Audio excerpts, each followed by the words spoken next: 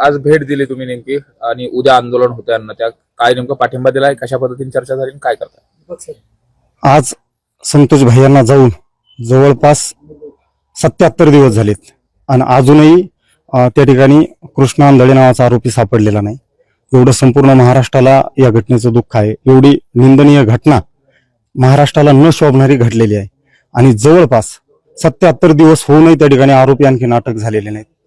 याच्यात प्रशासन कुठेतरी हलगर्जीपणा करते काय, हा एक मोठा प्रश्न आहे. कारण आरोपी आतापर्यंत अटक व्हायला पाहिजेत. दुसरी गोष्ट, काही 2-4 दिवसापूर्वी मी महंत नामदेव महाराज शास्त्रींनी प्रत्यक्ष अप्रत्यक्षरित्या त्या ठिकाणी आरोपीचं समर्थन केलं होतं. त्या संदर्भात मी एक बाईट दिली होती. त्यानंतर मला जीवे मारण्याच्या परत धमक्या आल्या.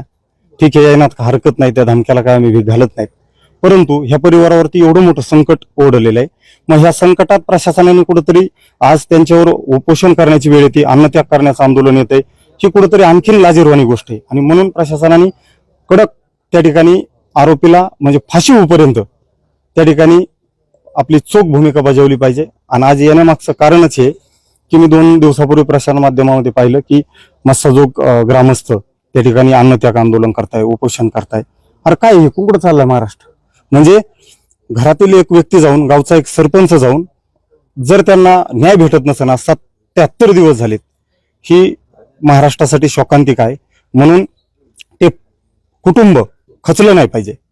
त्या कुटुंबाला जसं महंत म्हणून घेणारे जर एखाद्या नेत्याच्या पाठीशी असले, एखाद्या अप्रत्यक्षपणे आरोपींचं जर समर्थन करत असले, तर आम्ही जाहीर या देशमुख परिवाराला उघडं पडून देणार नाही. त्याच्या पाठीशी संपूर्ण महाराष्ट्र त्या ठिकाणी ताकदीने उभा राहणार आहे. आणि त्यातले त्यात वारकरी संप्रदाय असेल, टाळकरी, आमचे माळकरी, वारकरी हे संपूर्ण या परिवाराच्या पाठीशी आहेत.